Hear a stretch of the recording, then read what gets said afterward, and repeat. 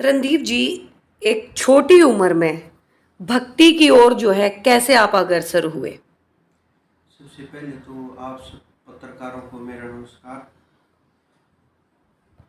जब एक आयु होती है समाज की तरफ जाने की भी, भक्ति की तरफ जाने की भी, परमात्मा की तरफ जाने की भी, बुराइयों की तरफ जाने की भी, उस आयु के अंदर व्यक्ति अलग अलग प्रकार से सोचता है।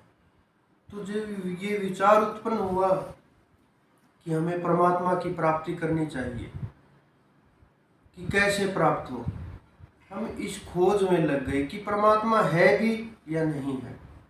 पहले हम परमात्मा को नहीं मानते थे, फिर खोज करने लगे, क्योंकि हम खोज के बिना किसी को मानते नहीं।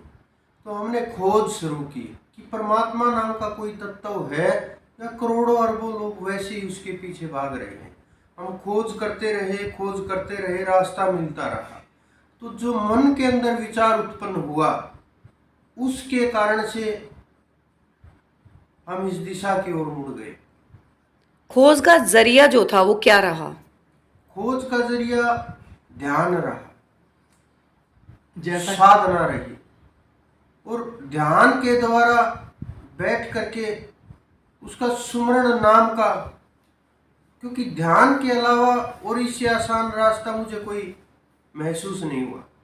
जैसा कि आपने गोविंद जी की पूजा की, साधना की, गोविंद जी को ही आपने क्यों चुना? क्योंकि मैं ये नहीं कहूँगा कि 10 अवतार हो चुके हैं, 9 अवतार हो चुके हैं। अवतार तो अब तक 8 ही हुए हैं। महात्मा बुद्ध अवतार नहीं है। तो आठ अवतार जितने भी हुए हैं, सबसे श्रेष्ठ जो अवतार था, जो हमारे महापुरुष थे, जो उनका सिस्टम था, जो तेज था, जो त्याग था, जो शक्ति थी, जो प्रभाव था, जो ज्ञान था, जो उन्होंने गीता का उपदेश दिया, सब कुछ अलग तरह से था। और उनके जो विचार थे उनसे बहुत प्रभावित हुए। हमने गीता को पढ़ा, खोज करके देखा, तो फिर हम उसी दिशा की ओर आगे बढ़ते चले गए। मानव जीवन का उद्देश्य क्या है आपके अनुसार? मेरे अनुसार मानव जीवन का उद्देश्य परमात्मा की प्राप्ति, संसार में रहते हुए भी। संन्यास कोई ऐसी वस्तु नहीं कि गए और परमात्मा की प्राप्ति हो गई। संसार में रहते हुए भी और संसार से बाहर भी। यहाँ कितने वर्ष रहोगे? 50 वर्ष, 100 वर्ष, 200 वर्ष, एक न एक दिन तो जाना ही पड़ेगा। तो हमें सबसे पहले वहाँ जाने के लिए जो तैयारी करनी है, उसके लिए ये मानव जीवन उत्पन्न हुआ है। तो यही मानव जीवन का लक्ष्य है। यहाँ पर तमाम लोग आते हैं, तमाम सारी उनकी परेशानियाँ होती हैं, दिक्कतें होती हैं, तो किस तरीके से आप उन समस्याओं का समाधान निकालते हैं? ये जो एनर्जी है, इस संसार के अंदर 2 प्रकार की एनर्जी है, नेगेटिव, पॉजिटिव। जब नकारात्मक ऊर्जाएं बढ़ती हैं तो संसार के अंदर, लोगों के अंदर विक्षेप पैदा होते हैं, रोग पैदा होते हैं, संकट पैदा होते हैं, समस्याएं पैदा होती हैं, और सांसारिक जीवन भी प्रभावित होने लगते हैं, समाज भी प्रभावित होने लगता है, शरीर भी प्रभावित होने लगते हैं, परिवार भी प्रभावित होने लगते हैं। उसी एनर्जी को अगर हम कन्वर्ट कर दें, बदल दें, और वो पॉजिटिव में बदली जाए, तो फिर जिस प्रकार से देवता और असुर आपने सुने होंगे, राक्षस, तो राक्षसों को अगर हटा दिया जाए तो देवता ही बच जाएंगे। पूरे देश से जो जनता आपको देख रही है, उनको क्या कहना चाहेंगे, क्या संदेश आप देना चाहेंगे गोविंद धाम की तरफ से? गोविंद धाम की तरफ से ये समाज एक परिवार की तरह से है, और समाज से जब हम साथ मिल करके चलेंगे, एक दूसरे की मदद करेंगे, एक दूसरे के जो कष्ट हैं उनमें सहायक बनेंगे। सबसे पहले परिवार, फिर समाज, फिर प्रकृति, फिर परमात्मा, ये एक दूसरे के साथ सब जुड़े हुए हैं। जब हम एक एक के साथ खड़े होंगे, एक एक के साथ हमारा पॉजिटिव एनर्जी फैलती जाएगी, और उनके संदेश मतलब परमात्मा की तरफ बढ़ेंगे, ध्यान का सुमरण करेंगे, उसकी भजन करेंगे, कोशिश करेंगे समझने की।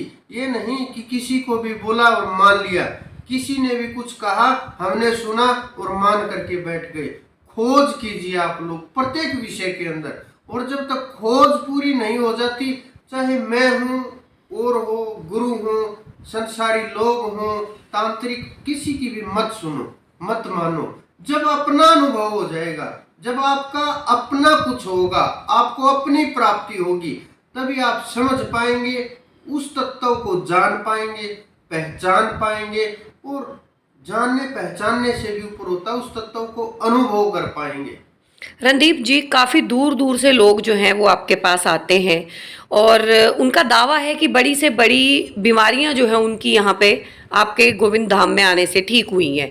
तो हम ये जानना चाहते हैं कि वो कौन सी पद्धति है जिसके द्वारा गोविंद धाम में इलाज किया जाता है।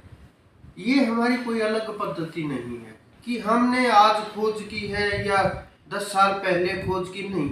ये हमारे वेदों की पद्धतियां हैं, ये हमारे ऋषि मुनियों की पद्धतियां हैं, ये हमारे जो पूर्वज थे जिन्होंने खोज की है कि एक, ये देखिए, जो आपको टेबलेट दी जाती है, जो आपको ग्लूकोज लगाया जाता है, जो आपको दवाइयाँ दी जाती हैं, कैंसर के अंदर कीमो दी जाती है, खून के अंदर चढ़ाई जाती है, तो ये जो पद्धतियां हैं ये साधारण पद्धतियां हैं।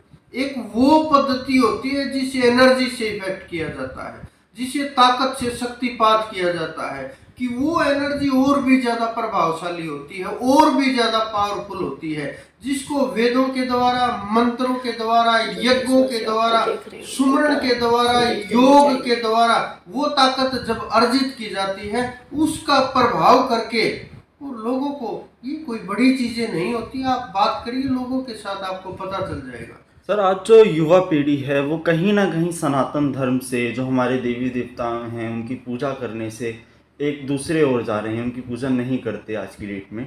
तो उनको क्या संदेश देना चाहेंगे आप उन युवा पीढ़ियों को? पूरी युवा पीढ़ी किसी न किसी तरह से, चाहे आस्तिक हो नास्तिक हो, उस परमात्मा के साथ जुड़े हुए हैं, चाहे प्रकृति के साथ जुड़े हुए हों, चाहे प्रेम के साथ जुड़े हुए हैं, चाहे जीव के साथ जुड़े हुए हैं, चाहे अपने लोगों के साथ जुड़े हुए हैं, वो किसी न, सनातन धर्म ऐसा धर्म है जो आप मंदिरों को देखिए, किस प्रकार की वहाँ मूर्तियां हैं, प्रत्येक वस्तु की पूजा की जाती है, सिर की, पैर की, हाथ की। कामाख्या के अंदर जा करके देखिए, ऐसा कोई अंग नहीं जिसकी पूजा न की जाती हो। बस वो आत्मा को भी मानते हैं, वो लोग बस भूले हुए लोग हैं, वो बस उन्हें ये पता नहीं कि किसकी पूजा करनी चाहिए, कैसे पूजा करनी चाहिए, कैसे साधना करनी चाहिए। देवी देवता मानने चाहिए, लेकिन पूजा के योग्य केवल परमात्मा ही है। परमात्मा के अलावा इस संसार में कोई पूज्य नहीं है। तो वो लोग धीरे धीरे देवताओं, जब उनको समझाया जाएगा कि परम तत्व क्या वस्तु है, देवता क्या है, देवी क्या है, पूर्ण परमात्मा कौन है, कहाँ से सृष्टि रचना हुई, कहाँ जीव को जाना है, जब उनको समझाया जाता है तो नास्तिक भी आस्तिक बन जाते हैं, और हमारी युवा पीढ़ी अब धीरे धीरे परमात्मा की ओर बढ़ने लगी है।